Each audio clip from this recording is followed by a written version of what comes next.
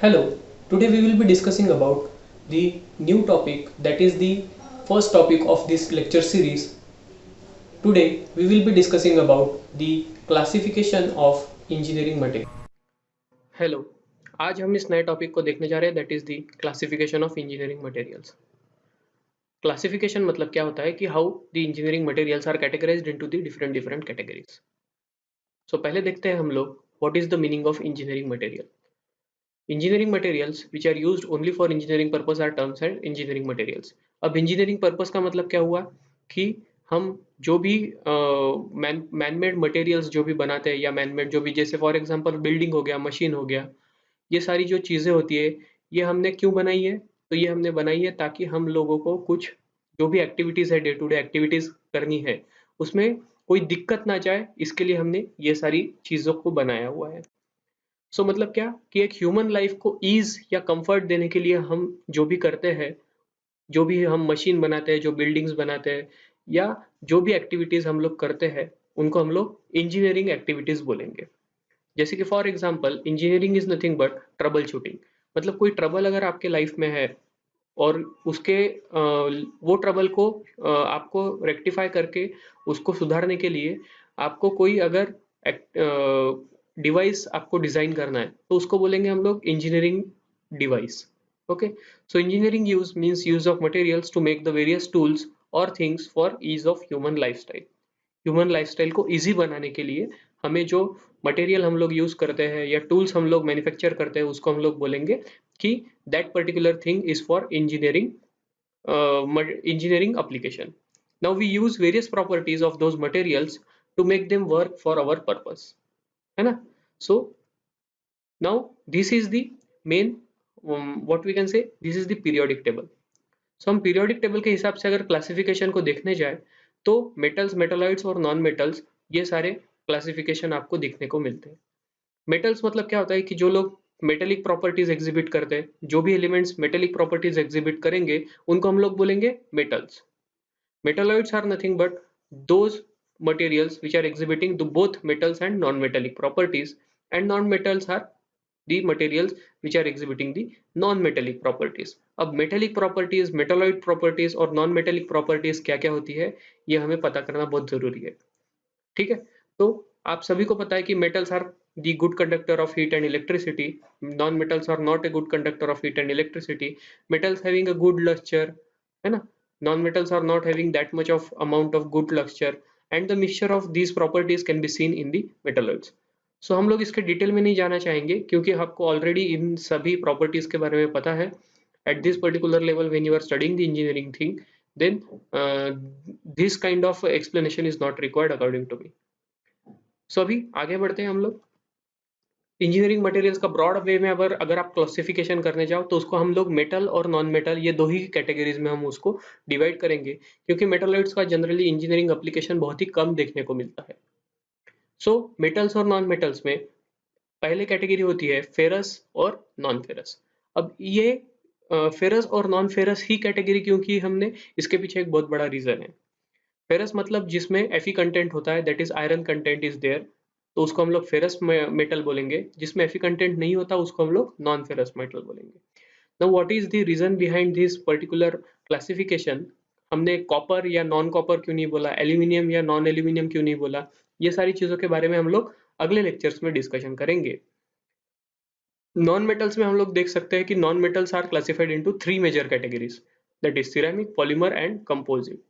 Ceramic means all the earthenware, मतलब जो भी हम लोग मट्टी से बनाते हैं या फिर पत्थरों से बनाते हैं, जो भी हम लोग इंजीनियरिंग एप्लीकेशन के लिए, जैसे कि फॉर एग्जांपल ईंटें हो गई, ब्रिक्स, वो हम कैटेगराइज करेंगे अंडर सिरेमिक्स। पॉलीमर्स, जो हम लोग मैन मेड मटेरियल्स है, पॉलीमर्स बनाते हैं हम लोग, जैसे कि पॉलीइथिलीन हो गया, प्लास्टिक हो गया, या फिर रबर हो गया, ये सारे हमारे आएंगे नॉन मेटल्स में, पॉलीमर्स की कैटेगरी में। एंड कंपोजिट्स, कंपोजिट्स जो है वो, उसका रोल बहुत ही इंपॉर्टेंट होता है। अब कंपोजिट्स का रोल इंपॉर्टेंट होता है, ये इसलिए बोल रहा हूँ मैं कि कंपोजिट्स में कुछ फाइबर्स होते हैं जो कि इलास्टिक इन नेचर होते हैं, और उसके जो बाइंडर्स होते हैं वो जनरली हार्ड और ब्रिटल होते हैं। तो इस तरीके से हम दो मटेरियल को जब मिक्स करते हैं तो हमें कंपोजिट मटेरियल्स मिलते हैं, और composite materials are generally exhibiting the good amount of properties और rather better properties than the ceramic and polymers. तो जैसे कि for example the example of composite we are going to discuss in the upcoming slide also, कि example है composite का जैसे कि concrete. Concrete में आपने देखा होगा कि बीच में हम लोग सरिया डालते हैं, that is the rods, iron rods. Now steel rods, sorry. So now what are the steel rods? Steel rods are nothing but they are ductile and tensile in nature, है ना. तो डक्टिलिटी जो है उसकी वो हाई होती है और इलास्टिसिटी भी उसकी हाई होती है. वेयरएज हम अगर सिर्फ कंक्रीट की बात करें तो कंक्रीट में हम सिर्फ जो भी मिक्सचर होता है वो हार्ड और ब्रिटल होता है. तो इसका मतलब क्या हुआ कि ये दोनों का मिक्सचर करने के बाद में हमें स्ट्रेंथ जो है वो ज्यादा मिलेगी, जिसको हम लोग रीइंफोर्स्ड कंक्रीट बोलेंगे. ठीक है. So that is the example of composite. Then classification of metals में आपको देखने को मिलेगा कि फेरस मटेरियल्स में wrought iron, carbon steel, alloy steel and cast iron are the major classification of the ferrous metals. Ferrous metals में this is the major classification: wrought iron, iron, carbon steel, alloy steel and cast iron. Non ferrous में जो भी जिसमें भी iron नहीं है, that is aluminium, copper, titanium, tin, silver, gold, zinc, ये सारे मटेरियल्स जो है ये हमारे आएंगे नॉन फेरस मटेरियल्स में. सिरेमिक मटेरियल्स में आपको देखने को मिलेगा कि ceramic materials are refractories, glass, bricks, cement, concrete. तो इसमें आप देखोगे कि सारे इसमें आपने कहीं ना कहीं से डायरेक्टली अर्थ से जो भी आपको क्रस्ट मिलता है उसको आपने यूज किया है. रिफ्रैक्टरीज मतलब जो हम लोग यूज करते हैं फॉर टेम्परेचर रेजिस्टेंस, है ना. तो इंसुलेशन ऑफ द टेम्परेचर जहां पर भी हमें लगता है वहां पे हम लोग रिफ्रैक्टरीज, जैसे कि बॉयलर की लाइनिंग्स हम रिफ्रैक्टरीज से बनाते हैं. Glass, bricks, cement and concrete. You can see here concrete is in ceramic, not in the composite. Okay. Polymers में thermoplastic and thermosetting plastic. Thermoplastic मतलब जो कि हम लोग रिसाइकल कर सकते हैं उसको हम लोग थर्मोप्लास्टिक बोलेंगे, और जिसको रिसाइकल नहीं कर सकते उसको हम लोग थर्मोसेटिंग प्लास्टिक बोलेंगे. कंपोजिट मटेरियल्स में वुड, रीइंफोर्स्ड कंक्रीट, है ना. रीइंफोर्स्ड कंक्रीट मतलब जिसमें हमने लोहे की सरिया या फिर जिसको हम लोग बोलेंगे आयरन रॉड्स, आयरन बार्स जो है उसको हमने रीइंफोर्स अगर किया है तो उसको हम लोग बोलेंगे reinforced concrete. CFRP is nothing but carbon fibre reinforced polymer. Carbon fibre reinforced polymer मतलब क्या होता है कि कार्बन के फाइबर्स जो है उनको हम लोग एक किसी बाइंडिंग मटेरियल में बाइंड करते हैं. Carbon fibre are having good strength and those woven fibers are giving a good strength when they are mixed with certain type of binder. तो ये बाइंडर को यूज करके हम लोग कार्बन फाइबर रीइंफोर्स्ड पॉलीमर को हम लोग बनाएंगे. ग्लास फाइबर में कार्बन फाइबर की जगह पे आप लोग ग्लास के फाइबर्स यूज करोगे, है ना. तो ग्लास के फाइबर्स मतलब ग्लास जब हम लोग मेल्ट करने के बाद में उसमें से रेशे अगर निकाले उसके, तो वो जो होता है उसको बोलेंगे हम लोग ग्लास फाइबर. उन ग्लास फाइबर को आपस में वोवन फॉर्म में हमने अगर लाया और उसको कोई बाइंडर मटेरियल से बाइंड किया तो उसको हम लोग बोलेंगे glass fibre reinforced polymer. As well as epoxy polymer. Epoxy polymer is the polymer जिसकी वजह से जो अगर हम लाइट के अगर कांटेक्ट में आता है तो वो हार्डन हो जाता है. मतलब इनिशियली वो लिक्विड स्टेट में होता है, लेकिन हम जैसे ही लाइट के कांटेक्ट में या अल्ट्रावायलेट रेडिएशन के कांटेक्ट में उसको लाते हैं तो वो अपने आप हार्डन हो जाता है.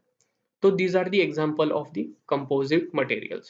So this is the broad classification, metals और non metals ये दोनों हमने देख लिया. अब ये जो है मटेरियल मैट्रिक्स, ये एक बहुत ही अच्छी बुक से मुझे मिला हुआ है. अब इसमें आप देख पा रहे हो कि मेटल्स जो है वो एक पर्टिकुलर सर्कल में हमने उनको रखा हुआ है. देन पॉलीमर्स को एक सर्कल में रखा हुआ है. इलास्टोमर्स जो कि हम अच्छे रेजिलियंट प्रॉपर्टी के लिए जाने जाते हैं उनको हम लोग इलास्टोमर्स बोलते हैं. All the glasses, soda glass, borosilicate glass, क्योंकि इनका वाइड एप्लीकेशन है इसीलिए इनको हमने ऐसे अलग अलग सर्कल्स में डाल के रखा हुआ है. और सिरामिक्स. ओके. सो इन सब को अगर हम लोग आजू बाजू में रखते हैं और इन सभी की प्रॉपर्टीज जिसमें होती है उनको बोलते हैं हम लोग hybrids. Hybrids are the man made materials. Hybrids जो बनाते हैं हम लोग composite, sandwiches, segmented structure, lattice, views, ये सारे जो होते हैं ये हमारे मैन मेड स्ट्रक्चर्स होते हैं. ठीक है. So this is the material matrix. अगर आपको यूनिवर्सिटी एग्जाम में या कहीं पर भी इस टाइप का मैट्रिक्स निकाल के अगर आपको क्लासिफिकेशन को आप बताते हो तो it will be very good. to solve the university examination by using this particular matrix. Then let us see what are the properties of engineering materials. So properties of engineering materials मतलब क्या क्या होती है कि जो mechanical properties ही हमने यहाँ पे डिस्कस की है, ठीक है। तो मैकेनिकल प्रॉपर्टीज के बेस पे हम लोग क्लासिफिकेशन कर सकते हैं। That is the material which is having the good strength, good toughness, good hardness, good hardenability, brittleness, malleability, ductility, creep, resilience और fatigue, ये सारी होती है हमारी मैकेनिकल प्रॉपर्टीज। इस पर्टिकुलर मैकेनिकल प्रॉपर्टीज को हम लोग डिटेल में देखेंगे आने वाले लेक्चर्स में। तो हम लोग आप क्लासिफिकेशन पार्ट यहाँ पे खत्म करते हैं और प्रॉपर्टीज को देखने के लिए आप मेरा नया वीडियो जो कि इसके बाद में मैं अपलोड करने वाला हूँ उसको देख सकते हो। Thank you very much.